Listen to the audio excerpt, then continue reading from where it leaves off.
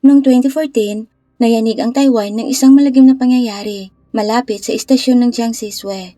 Isang lalaki ang nag-amok gamit ang isang kutsilyo sa loob ng isang umaandar na tren. Nanakit ng mga tao at tumapos ng buhay. Ang mga biktima ay mga ordinaryong tao na ginagawa ang kanilang pang-araw-araw na gawain. Pero nauwi ang biyahe nilang ito sa malagim na katapusan sa loob ng nakakulong na espasyo. Ito ang 2014 Taipei Metro Attack. Magsimula po tayo sa salaring kinilala sa pangalang Chen Jie. Ipinanganak noong 1993 sa Banqiao District ng Taiwan. Si Chen Jie ay lumaki sa isang mayamang pamilya. Kabilang ang kanyang mga magulang sa mga negosyong gaya ng supply ng tubig at kuryente. Nagmamay-ari din si Chen ng isang mamahaling kotse at nakatira sa mayamang komunidad ng Banqiao. Kung titingnan, lumilitaw na mas komportable ang kanyang pamumuhay kaysa sa nakararami. Gayunpaman, bilang panganay na anak, napakataas ng inaasahan ng kanyang mga magulang mula sa kanya. Kaya't napakahigpit ng mga to. Kailangan niyang maging mahusay sa akademya at maging positibong halimbawa para sa kanyang nakababatang kapatid. Naging napakalaking pasanin nito para kay Ching na nagresulta sa halos hindi niya pagkakaroon ng mga kaibigan. Para makayanan ng kanyang kalungkutan, isinubsob niya ang kanyang sarili sa mga video games at nahilig ng husto sa mga horror novels at movies. Hindi rin naging maganda ang kanyang karakter sa eskwela. Minsan, pinagbantaan niya ang kanyang babaeng kaklase. Sinabihan niya tong tatapusin niya ang buhay nito na agad namang nagsumbong sa kanilang guro. Sinabi rin ni Ching na nagdadala siya ng kutsilyo noong mga taon niya sa junior high school. Naghihintay ng pagkakataon para saksakin ang kanyang guro. Bukod dito, nagsimula siyang magsulat tungkol sa pagtapos ng tao at inilagay sa kanyang high school blog. Ipinagpatuloy ni Ching ang kanyang pag-aaral sa Department of Power and System Engineering of National Defense University pagkatapos ng high school. Pero tumagal lang siya doon hanggang June 2013 nang huminto siya sa kanyang ikalawang taon.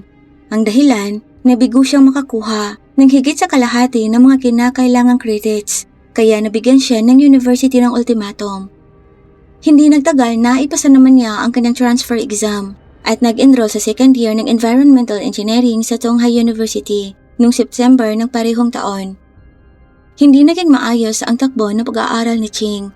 Sinubukan niya mag-apply sa ibang kolehiyo noong taglamig na yon pero di na siya umabot. Ang tuloy-tuloy na urong na to ang nagpahamak sa kanya. Napabalita ring sobra ang pagkadismaya ng kanyang ama na umabot na sa puntong ayaw na nitong makita si Ching. Para kay Ching, sobra na ang lahat. Nagsimula siyang magpakita ng intensyong gumawa ng malaking bagay. Sa kasamaang palad, ang malaking bagay na to ay hindi maganda. Ipinagtapat niya sa matalik niyang kaibigang si Lee ang tungkol sa plano niyang tumapos ng maraming tao. Nagulat naman si Lee, binalaan si Ching laban sa paggawa ng anumang padalos-dalos na desisyon. Pagkatapos isang araw, hiniling ni Ching kay Lee na magkita sila sa McDonald's sa Banqiao sa Wenhua Road, kung saan niya sinabi kay Lee na nakapagdesisyon na talaga siyang tatapos ng maraming tao. Si Lee, sa pagsisikap bilang isang mabuting kaibigan, sinubukang pigilan si Ching sa masamang balak nito. Hinimok nito si Ching na pag-isipan nitong muli ang kanyang desisyon dahil hindi kailanman magiging maganda ang maidudulot ito sa kanya. Pero sa kabila ng pagsisikap ni Lee na pakiusapan si Ching, parang hindi na ito nakikinig at naglabas pa nga ng kutsilyo at sinabi kay Lee na yon ang gagamitin niyang pangtapos ng mga tao. Lingid kasi sa kaalaman ni Lee talagang naitakda na ni Ching ang plano at tila wala nang makakaahon sa kanya mula sa madilim na landas na to. Gusto niya lang talagang makipagkita sa matalik niyang kaibigan sa huling pagkakataon para ipaalam dito na buo na ang kanyang desisyon. May 21, 2014, bandang alas 4 ng hapon, pauwi na ang mga tao mula sa kanilang pang-araw-araw na trabaho o nagmamadali para sa susunod nilang mga destinasyon. Ang pagpiling sumakay sa Taiwan MRT ay isang karaniwan at maginhawa na sakyan para sa marami. Nagpatuloy ang lahat gaya ng dati. Nagtap ang mga pasahero sa istasyon at sumakay sa mga tren. Walang kamalay-malay sa malagim na trahedyang malapit nang mangyari. Pamilyar sila sa kanilang mga rota dahil naging bahagi na to ng pang-araw-araw nilang pamumuhay. Kabilang sa kanila ang mga pasahero ng Banan Line Train na bumabiyahe pakanluran sa pagitan ng Longshan Temple Station sa Taipei at Jiangxishui Station sa New Taipei. Kilala ang partikular na kahabaan na to bilang ang pinakamahaba sa pagitan ng dalawang istasyon sa Taipei Metro System na karaniwang tumatagal ng humigit kumulang 5 minutong biyahe. At sa masamang araw na yon, 135 na mga pulis ang nakatalaka sa buong sistem ng transportasyon, inaatasan sa pangangasiwa sa kaligtasan ng 1.8 milyong pasahero. Sa kabila ng tila sapat na seguridad na to, malagim na trahedya pa rin ang magaganap. Nakalusot at nakasakay sa tren ang 21 years old na si Ching na may dalang malaking kutsilyo. Sa pagsisimula ng biyahe, isang hindi maisip at kakilakilapot ang nagsimulang mangyari. Sa gitna ng mga pagod at distracted ng mga pasahero, biglang nagpakawala ng atake si Ching. Malubha niyang nasugatan ang unang taong kanyang inatake, bagamat na natiling hindi malinaw kung saan eksaktong tinamaan ng saksak ang nasabing tao. Nagulat ang mga pasahero at naghiyawan sa takot, pero hindi tumigil si Ching. Ipinagpatuloy niya ang kanyang pang-aamok ng walang pinipili, na nagresulta sa isang magulo at manugong eksenang puno ng takot. Ilang mga pasahero naman ang nagtangkang idokumento ang mga nangyayari at nagsimulang mag-video record gamit ang kanilang mga cellphones. Ginamit naman ng mga lalaki ang kanilang mga payong para makabuo ng isang protected barrier sa paligid ng mga bata at kababaihan. Naghihiyawan ang mga babaeng nagsusumamo kay Ching. Ang mga sugatan ay dali-dali ring inilipat sa mas ligtas na lugar sa loob ng improvised circle ng proteksyon na to. Hindi maganda ang kalagayan ng kasalukuyang sitwasyon sa loob ng umaandar na tren. May mga nawalan ng buhay at marami ang nasugatan.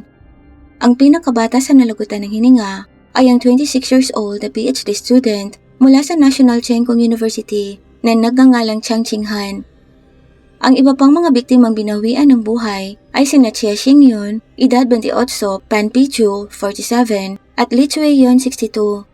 Bukod dito, 24 na iba pa ang nasugatan at 10 sa kanila ang nagtamo ng kritikal na sukat. Nang huminto ang tren, pinagtulong ang ilabas ng mga lalaking sakay si Cheng. Nagkaroon ng kaguluhan, nagsilabasan din sa tren ang mga takot na pasahero. Pagkababa ng tren, napalibutan ng galit ang mga tao si Ching. Pinagsusuntok at pinagsisipa siya ng mga to. Sinakal pa siya ng isang galit na individual habang sumisigaw. Sa pagpupumiglas, kalaunay nabitawan ni Ching ang kanyang kutsilyo. Mabilis namang namagitan ang mga personahe ng seguridad, pinakalma ang karamihan at kinontrol ang sitwasyon. Agad silang tumawag ng mga emergency responders para asikasuhin ang mga sugatan at mga binawian ng buhay. Gayunpaman, habang inaakay ng mga pulis si Ching palayo, kinuyog siya ng mga taong sumunod sabik na makapaghiganti. Binato na kung ano-anong bagay, sinuntok at pinagsisipa ng galit ng mga tao. Sa himpilan naman, hindi nagpakita ng pagsisisi si Ching at nang tanungin, nanggigigil lang ang mga pulis sa kanyang mga sagot. Sinabi niya na kung nakakita siya ng kahit isang miyembro ng kanyang pamilyang naandun sa tren, ililigpit niya rin to. Mapanukso pa niyang sinabi sa mga investigador na maging sila man, kung naandun din sa loob ng sinakyang tren ay di niya rin papalampasin.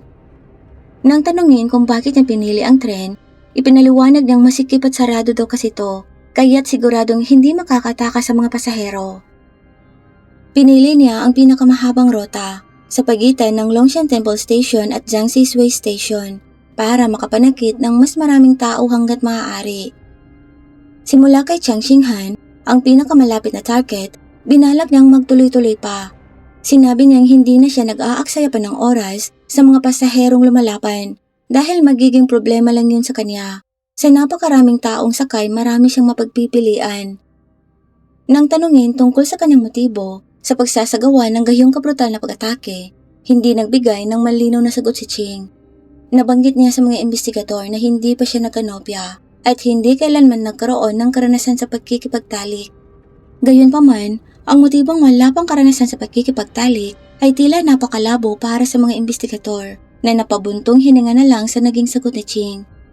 Tinanong din siya ng mga investigador kung nagsisisi ba siya sa pagkuha ng buhay ng 4 na inosenteng pasahero, pero tumawa lang si Ching.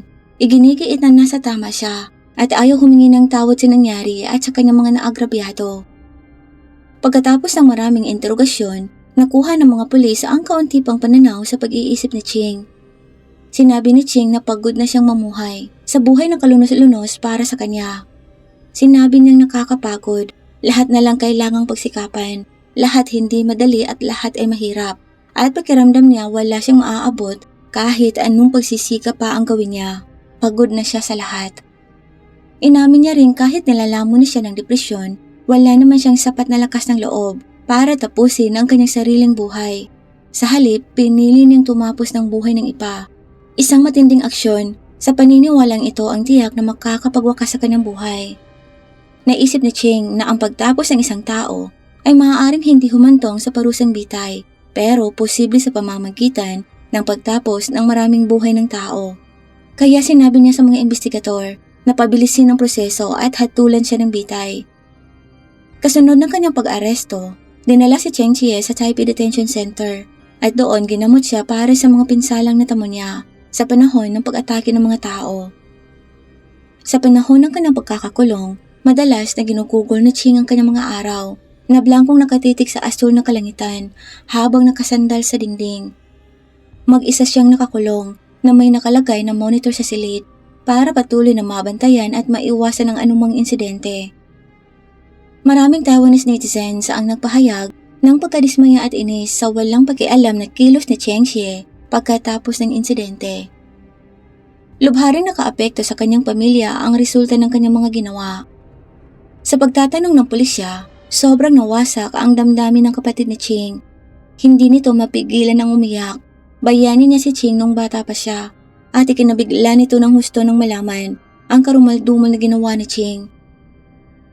Para naman sa mga magulang ni Ching, naramdaman nilang kailangan nilang magbigay ng isang formal na pampublikong paghingi ng tawad. Hindi nila inakala na ang hindi pangkaraniwang pag-uugali ng kanilang anak ay hahantong sa ganitong kabigat na karahasan. Noong una, inakala ng mga magulang ni Ching na isang kalokohan lang ang balita dahil ang buong pagkakaalam nila nasa loob ng campus ang kanilang anak. Nagulat sila nang ipaalam sa kanilang wala talaga to sa campus kundi naandun at nag-amok sa loob ng tren. Nalugmok ang pamilya at nasira ang kanilang mga buhay dahil sa ginawa ng kanilang anak. Gayunpaman, nagawa pa rin nilang humingi ng tawad sa publiko at sinabing wala silang makitang alternatibo kundi tanggapin ang pagbitay sa kanilang anak. Sa isang post sa Facebook, ibinahagi ng anchor na si Zhang Yu ang kanyang mga saloobin. Sinasabing masalimuot ang isyu at di nararapat na sentensyahan ng parusang bitay si Ching. Pinuna niya ang pagkabigo ng publiko para makita ang mas malaking larawan at pinagkaugatan. Binibigyang diin ang pagkakaroon ng mga napapagabang ng mga individual tulad ni Cheng Xie na hindi sapat na sinuportahan. Nagdulot naman to ng ilang debate na may ilang mga boses na nangangatwiran na hindi dapat isisi ni Cheng ang kanyang mga isyu sa lipunan. Sa kabilang banda, di nagtagal ay nagsimula na rin ang paglilitis kay Cheng. July 21, sinampahan ng bagong tanggapan ng taga-usig ng Taipei District si Ching ng 4 na bilang ng pagtapos ng tao at 22 bilang ng pagtatangkang pagtapos ng tao. March 6, 2015, hinatulan siya ng District Court na nagkasala sa lahat ng mga isinampal laban sa kanya. Naging mabilis din ang paglilitis at sa huli, hinatulan si Cheng Xie ng habang buhay na pagkakakulong. Tinanggalan ng kanyang mga karapatan at nakatanggap ng parusang bitay para sa bawat pagtapos ng tao. Bukod pa rito, hinatulan din siya ng sentensyang pagkakakulong mula 5 taon at 2 buwan hanggang 8 taon para sa bawat bilang ng tangkang pagtapos ng tao. Sa kabuuan, si Cheng Xie ay nasentensyahan ng 144 years na pagkakakulong at nakatanggap ng 4 na sentensyang bitay. Sa resulta ng kanyang mga aksyon, nagsampa rin ng kaso laban sa kanya ang Taipei Rapid Transit Corporation dahil sa pagkalugi nito ng 2.61 million new Taipei dollars sa loob ng 10 araw kasunod ng pag-atake. Habang umuusad ang legal na proseso, tumataas ang halagang iginiit laban sa kanya.